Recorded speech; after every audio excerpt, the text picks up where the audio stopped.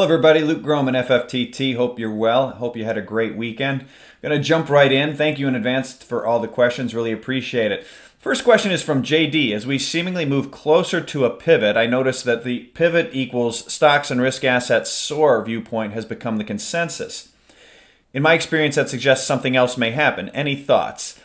Yeah, I think there's a couple of things that could happen. Unfortunately, stocks, the Fed could make another mistake, in which case I think you get stocks down big, bonds down big, you get systemic threats, global supply chain re-breakdown because you're talking about European factories shutting down already. I think that's going to further complicate supply chains in the next 3 to 6 months.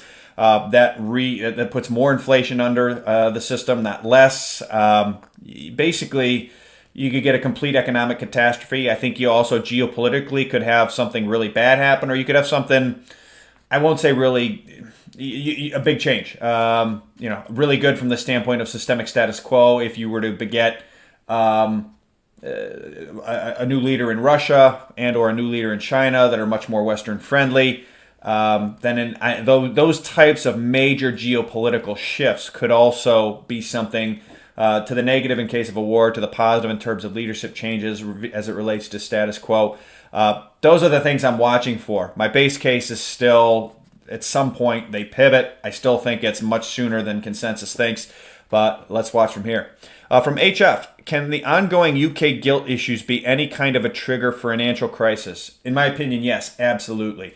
You go back to 1997, Indonesian rupee, Thai baht, you had currency crises. Those two, with the contagion they spread, were enough to nearly collapse the system on a 9 to 10 month lag through Russia, through the long-term capital management links. Despite the fact the system was infinitely less levered, infinitely is too strong, significantly less levered, despite the fact the U.S. was actually running surpluses versus the deficits we are now, that our debt was much smaller.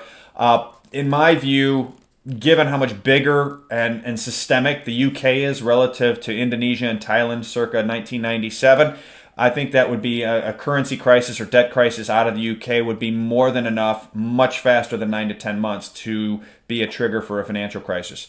From WW, all of the yen, euro, pound have been falling against the dollar for months. I've read that the Japanese considered yen at 130 to be a crisis. Now it's at 145. In your opinion, why are they letting this happen? Why haven't they defended their currencies more up to this point? It's a great question. I don't know. I don't know if there's pressure from Washington, D.C. or dogma about Russia or not realizing that effectively they are the collateral damage to what is going on between the West and Russia and China. Perhaps they are working behind the scenes to try to achieve energy sovereignty, although I would say that was struck a blow, was dealt a blow 2 weeks ago with the explosion in the pipeline, Nord Stream pipeline.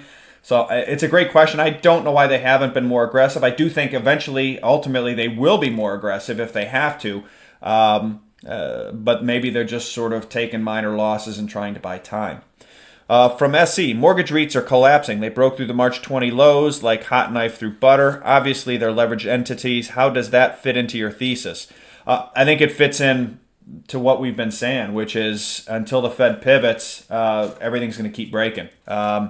I continue to think you either get a Fed pivot soon or you get risk of very systemic issues, stocks down, bonds down, or you get some sort of geopolitical escalation. From RD, to what extent is the Fed replaying the 2018-19 rate hike, pause, cut playbook, and how will it play out this time in light of any similarities or differences today versus 3 and 4 years ago? I think two bigger differences is number one, the Russia energy situation and how that then flows back into inflation. And by that I mean if the Fed pivots here, sends oil higher, that's basically handing Putin an economic win in what is an economic war geopolitical situation. And that may be causing the Fed to wait longer. I think as well, U.S. debt to GDP, U.S. fiscal deficits as a percent of GDP for where we are at this point in the tightening cycle is also very different, and that is that the U.S. is much more sensitive, as are other sovereigns in the aftermath of the COVID crisis. when you look at a chart of oil versus TLT with the long U.S. Treasury long bond ETF, energy's winning. Energy's winning against Western sovereign debt. Full stop. And so if the Fed pauses and pivots, energy's gonna run away with it, and that may in some circles be seen as not allowed to happen given the ongoing tensions with Russia. So maybe that's making them drag their feet. And in my opinion, the markets aren't priced for the Fed to drag their feet because they've been weaponized against Russia. If that becomes consensus, I think markets will be way lower than here. Stock markets and bond markets. Only thing higher, if that comes out, if that's the reason, will be the dollar, in my view. The longer, I think importantly too, the longer we go with the Fed not responding to things they've responded to in the past, the more likely it is that the Fed has been weaponized against oil, against Russia, and that is all else equal negative for risk. From Ming, Fed pivot update, please. The update is I continue to think that September 30th, 2022, Fed done raising rates, which gives me about another 4 weeks, 3.5 weeks. I think the next Fed meeting is November 1st, 2nd. I think volatility in the Treasury market is likely to force them soon, if they don't react. It's going to be good for volatility. It's going to be good for the dollar. It's not going to be good for basically anything else. Global stocks, global bonds, likely down significantly until then. I think energy would probably continue to hold its own, outperform in that situation as well. From Will, how has Brazil been able to raise rates to 13% with debt to GDP at 80%? It's a great question. I suspect trade surplus around commodities has been a key driver to giving it flexibility to raise rates that high without creating more drastic problems on the interest expense side, etc. I suspect that it would be more problematic if commodities fell. And so it's a great point, something to watch. Obviously, the Brazilian real has been a very strong currency this year with kind of an outlier. From SR, what's your take on alternative assets like fine wine, arts, or natural gemstones? Does it make sense to hold them as some form of diversification in the years to come? To me, that's always a tricky one. For me, I think if you're going to do that, it should be something you really understand and love or use yourself. Otherwise, for me, when I think about alternatives, I like sticking with things I know others are going to want. Art kind of comes and goes. Wines, you're probably pretty safe. Classic cars, things like that, you're pretty safe. Gold, certain types of niche luxury real estate, lake houses, things like that, where there's some sort of finite to it. It's things you can use, things you know that over time people will likely want. Those are the types of alternatives. For me, I've never been an art guy. I have no strong feeling on it. I'm not qualified to talk about it. I have seen from personal experience, some people buy art and then they go to sell it later in their lives, and because tastes change, they don't get as much for it as they would have thought. So, those are my thoughts on it. Strictly my opinion. Let's see, from HNG, what would be interested in your opinion about the UK and Japan, and then also about India? You've got 3 current account deficit countries because of energy in no small part. Each of them are taking a slightly different tact, I suppose. The UK, in my view, is in the worst position. I think it's important to start looking at import cover, the amount of FX reserves in terms of months of imports that they have. And so when you look at it that way, Japan has 16 months of imports in FX reserves. India has 10 months. The UK has 2 months. So I think the UK is in the worst position in an energy crisis. India's second, Japan's third. They've got a lot more leeway than UK or the EU. And I think importantly, India is also starting to move to buy energy in their own currency, which I think puts them in better shape than Japan. Setting aside different fundamentals of each of the regions, I think it's important to start looking at these balance of payments metrics. And to me, India is in the best shape. Japan's in the second best shape, given how much more they have in import reserve cover. And the UK is, in my view, in the worst shape. They would likely be the first to have the currency crisis in front of Japan, in front of India. I think EU's second, and then somewhere down the line, these others with higher levels of import cover. From SI, is there a single metric where you feel the Fed has to stop tightening, i.e. the dollar Dixie at 120 or the 10-year yield at 4.25% as examples? In my opinion, it's a treasury market breakdown. Something like 10-year yields go from 4% to 6% in 2 weeks, something like that. It gets disorderly.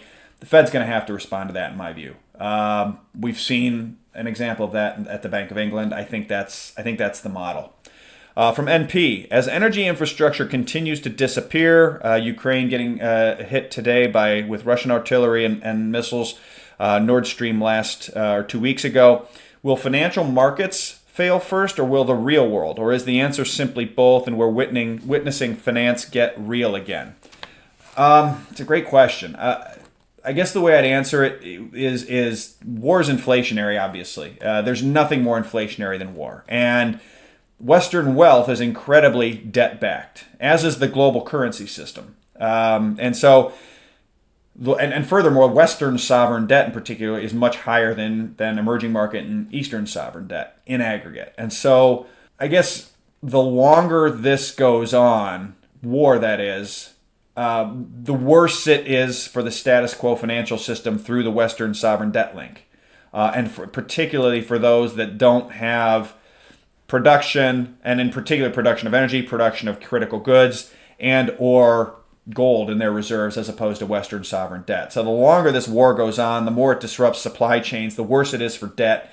And the worse it is for debt, the worse it is, all else equal, I think, for Western sovereigns. Like I said, starting with the UK and the EU, spreading from there. And then finally, from K, gold. Nothing is working for it. Inflation, war, why?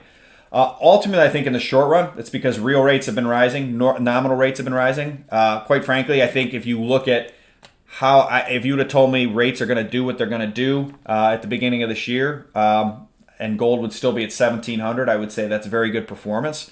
You look at GLD over TLT, for example. Gold continues to rise against long-dated treasuries, which are their biggest competitor in the global reserve asset system at the moment. I also think in the medium to long run, intermediate to longer run term, unallocated gold balances and derivatives have capped the impact of physical demand, because it's fascinating. Foreigners are selling treasuries at a record pace. They're buying gold. So in this dollar shortage, foreign central banks in aggregate are still buying gold, which I think is a very important message. Ultimately, the longer this goes on, the more I think that gold is going to work when energy is explicitly tied to it as a settlement asset. I also increasingly think that may happen virtually overnight. I think when you go back to 1973, 74, when oil was made big enough, if you will, to back the dollar, to set up the petrodollar system, to in essence back the dollar, oil prices rose from October 1973 in connection with, I think it was the 6-Day War. I can't remember the 6-Day War or Yom Kippur. I think it was the 6-Day War. At any rate, October 73 to April 74, 6 months, oil was up 400%. I think that's ultimately how quickly it's going to happen for gold whenever it happens. And if it happened tomorrow, I wouldn't be surprised. If it happened in 2 years, I wouldn't be surprised. If it happened in 5 years, I might be a little surprised, just given how critical we're seeing things get at the sovereign debt level right now. But at any rate, that is how I would answer that. As always, if you like these updates, check us out, FFTT-LLC.com, for more information about our product tree rings. 10 most interesting things, brief synopsis about what grabbed our attention about them and whether they confirm or refute the way we'd been thinking about the world before we read that. Thank you very much for joining me. Everybody have a great rest of your week, and I look forward to chatting with you soon. Take care, everybody.